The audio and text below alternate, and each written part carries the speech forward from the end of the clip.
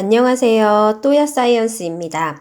중학교 1학년 과학 1단원 두 번째 시간이고요. 오늘은 지각을 이루는 암석에 대해서 정리하도록 하겠습니다. 암석은 그 생성 과정에 따라 크게 세 종류로 나뉩니다. 먼저 화산활동 과정에서 분출된 마그마가 굳어져서 이루어진 암석인 화성암, 퇴적암이 퇴적되어서 굳어진 암석인 퇴적암, 그리고 화성암이나 퇴적암 같은 기존 암석이 높은 열과 압력에 의해서 그 성질이 변하여 형성된 변성암입니다. 이렇게 세 종류로 나뉠 수 있고요. 이런 암석들을 이루는 작은 알갱이를 광물이라고 합니다. 암석은 광물로 구성되어 있음.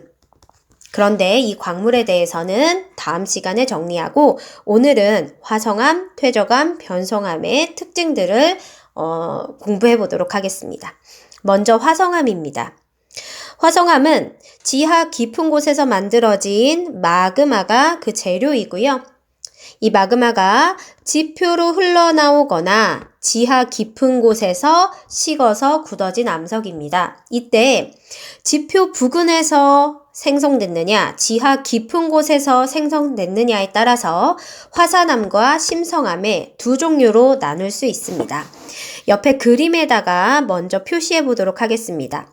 이렇게 지표 부근으로 흘러들어온 마그마가 또는 지표 밖으로 분출된 마그마가 식을 경우에는 빠르게 식게 되거든요. 이렇게 형성된 화성암을 우리는 화산암이라고 합니다.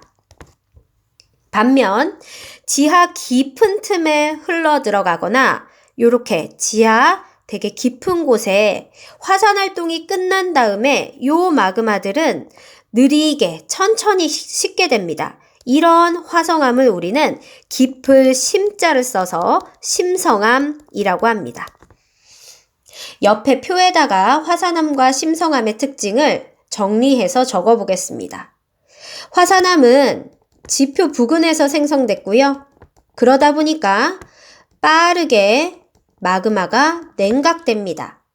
그러다 보니 입자들이 응집될 시간이 없고요. 알갱이 크기가 작은 것이 특징입니다. 대표적인 화산암은 제주도 하면 생각나는 현무암이고요.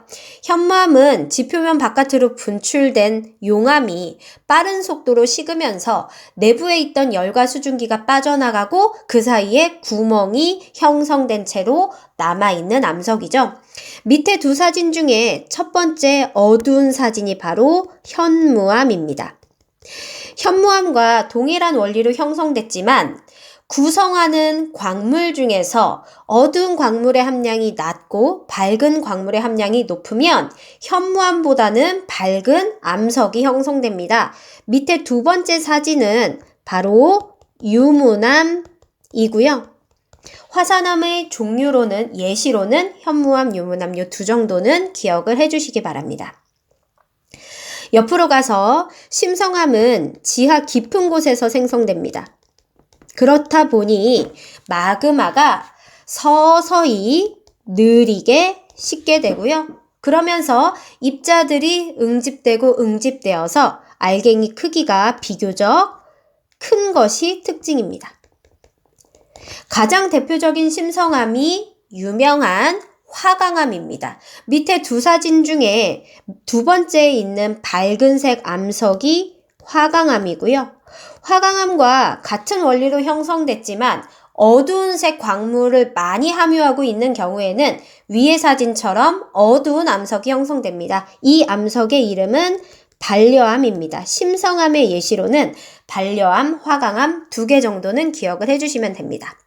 그리고 암석의 예시들 옆면 오른쪽에다가 추가로 몇 개만 정보를 더 적겠습니다. 위에 있는 두 개의 암석, 현무암과 반려암은 밝기가 어두운 암석입니다. 반면에 아래쪽에 있는 유문암과 화강암은 밝기가 밝은 암석이에요. 그 이유가 뭐라고 했냐면 암석을 구성하는 광물 중에 어두운 색 광물의 함량에 따라 달라지는 건데 함량 위에 2개의 암석은 어두운 색 광물의 함량이 많고요. 아래 2개의 암석은 어두운 색 광물의 함량이 적은 그런 차이가 있습니다. 자, 여기까지 화성암을 마치고 다음으로 퇴적암으로 넘어갑시다. 퇴적암은 퇴적물이 다져지고 굳어져서 만들어진 암석이고요. 퇴적물이 쌓이다 보니까 밑에 사진처럼 층층층 이런 가로 줄무늬 층상 구조가 나타나는 것이 퇴적암의 가장 큰 특징이라고 할 수 있습니다. 이 가로 줄무늬를 우리는 층리라고 부릅니다.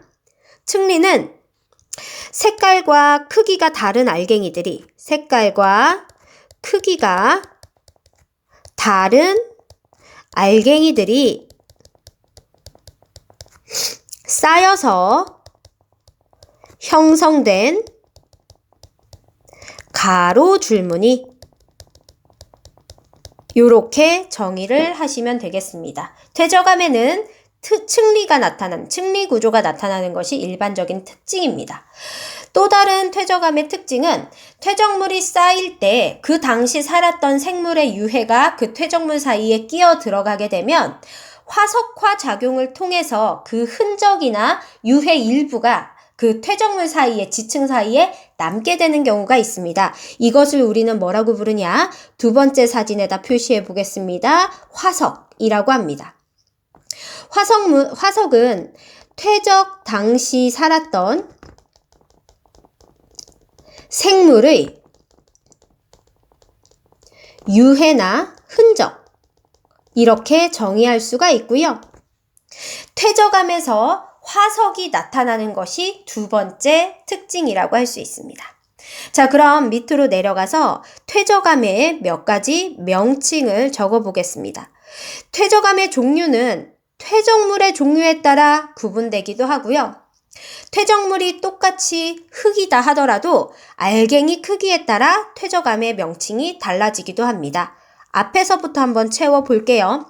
첫 번째 사진처럼 자갈이 퇴적되어서 형성된 암석을 여감이라고 하고요.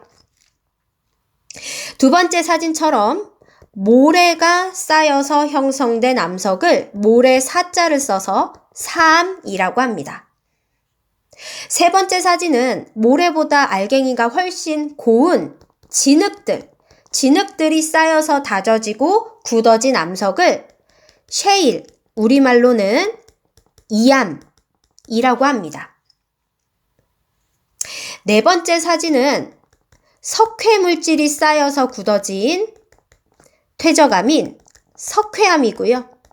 참고로 우리나라에 석회암 지대가 굉장히 많습니다. 그래서 석회 동굴 들어보셨을 겁니다. 석회암 지대에서 생성된 석회 동굴이 많이 발견됩니다. 마지막은 화산활동 과정에서 분출된 먼지를 우리는 화산재라고 하거든요. 이 화산재가 쌓여지고 굳어져서 형성된 응회암입니다. 이렇게 여감부터 응회암까지 요 5종류 정도는 퇴적암의 명칭으로서 기억을 해 주시기 바랍니다. 자, 이제 3번째로 변성암으로 갈게요.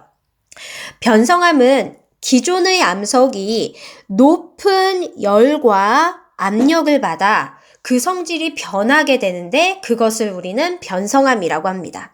밑에 그림을 보시면 기존 암석과 그 암석을 이루고 있는 알갱이들이 표시가 되어 있어요. 이 기존 암석이 화살표 밑에다가 쓸게요. 높은 열과 높자를 틀렸네요, 제가. 잠시. 자, 높은 열과 압력을 받게 되면 그 성질이 녹았다 굳어지면서 성질이 변하게 됩니다. 이때 요 변성 과정에서 압력이 위아래에서 작용했다면 수평 방향으로 줄무늬가 생기게 돼요. 압력의 수직한 방향으로 요런 줄무늬가 생기게 됩니다. 이 줄무늬는 아까 퇴적암에서 설명드렸던 층리와는 형성되는 원리가 다릅니다. 이 줄무늬를 우리는 염리라고 불러요. 염리는 압력의 수직 방향으로 형성된 층상 구조, 요렇게 정의를 할 수 있을 것 같습니다. 압력의 수직 방향으로 형성된 이 염리 구조는 많은 변성암에서 나타나는 변성암의 대표적인 특징입니다. 옆에 두 사진을 보시면 자, 요런 줄무늬가 보이십니다. 이것이 바로 변성암에서 나타나는 염리가 되겠습니다. 또 다른 변성암의 특징은 높은 열과 압력에 의해서 입자들이 녹았다가 다시 굳어지고 녹았다가 굳어지면서 점점 뭉쳐져서 입자의 크기가 이렇게 커진다는 겁니다. 여기다가 적어 볼게요. 입자가 녹았다가 굳어짐을 반복하면서 그 크기가 커집니다. 이것이 변성암의 두 번째 특징이라고 할 수 있습니다.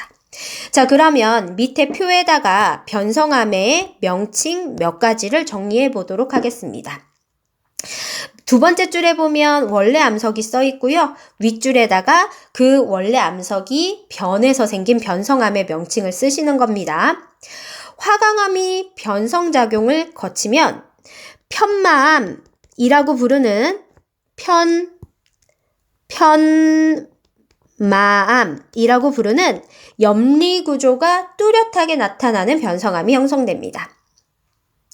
석회암이 변성작용을 거치면 대리암이라고 부르는 암석이 형성되는데 우리 평소에 대리석이라고 흔히 칭하는 그 암석입니다.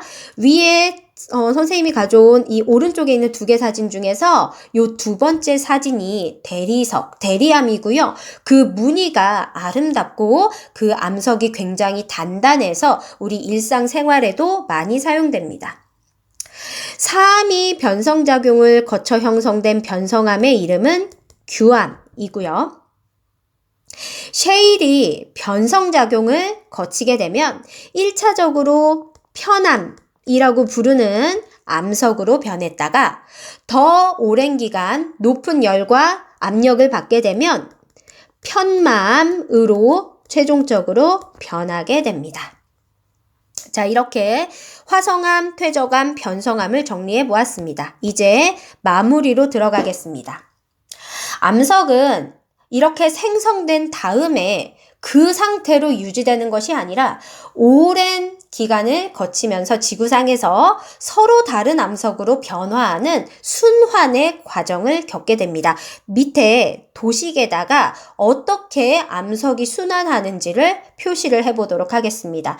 파란색 네모칸은 3개의 암석 종류의 명칭을 쓰시는 겁니다. 지금부터 색깔 펜을 여러 개를 준비하시고요. 색깔 펜을 구분을 해서 한번 도식을 완성해 보도록 할게요. 모든 암석은 풍화 침식 과정을 거쳐서 잘게 부서짐으로 퇴적물이 됩니다. 자, 3개의 암석에서 퇴적물로 선생님은 파란색으로 화살표를 쳤죠? 요 과정은 풍화 침식에 의해 잘게 부서지는 과정입니다. 잘게 부서짐을 통해서 퇴적물로 변해요. 색깔을 바꿀게요. 그리고 이 퇴적물이 오랜 기간 쌓이고 다져지고 굳어지면 요 암석이 됩니다. 다져지고 굳어져서 퇴적물이 다져지고 굳어져서 생기는 암석의 이름이 뭐죠? 그렇습니다. 퇴적암입니다. 제일 오른쪽 네모칸에다가는 퇴적암이라고 적을게요. 다시 색깔 펜을 색을 바꿔서요. 자, 밑에 마그마라고 써 있습니다. 이 마그마가 식고 굳어지면 이 암석이 됩니다. 요 네모칸에 들어갈 암석의 이름은 무엇이죠? 그렇습니다. 화성암입니다. 펜의 색깔을 다시 바꿀게요. 자, 화성암과 퇴적암 같은 기존 암석이 높은 열과 압력을 받으면 이 암석으로 변합니다. 화살표를 이쪽 방향으로 이렇게 그려주시고요. 높은 열과 압력에 의해서 이 마지막 네모칸에 들어갈 암석의 이름이 무엇이죠? 그렇습니다. 변성암입니다. 자, 이제 마지막 펜 색깔을 한 번만 더 바꿔주시고요. 마지막으로 지하 깊은 곳에서 너무 온도와 열과 압력이 높은 경우에는 지하 깊은 곳에 있는 화성암도 그리고 지하 깊은 곳에 있는 변성암도 바로 녹게 됩니다. 이렇게 녹으면 다시 마그마를 형성하게 되는 것입니다. 여기까지 그리면 암석의 순환 과정 도식을 완성했습니다. 이처럼 세 가지 종류의 암석은 생성된 이후에 그대로 유지되는 것이 아니라 서로가 서로로 변하는 순환의 과정을 거친다. 여기까지가 오늘 수업입니다. 다음 시간에는 암석을 구성하는 광물에 대해서 정리하도록 하겠습니다.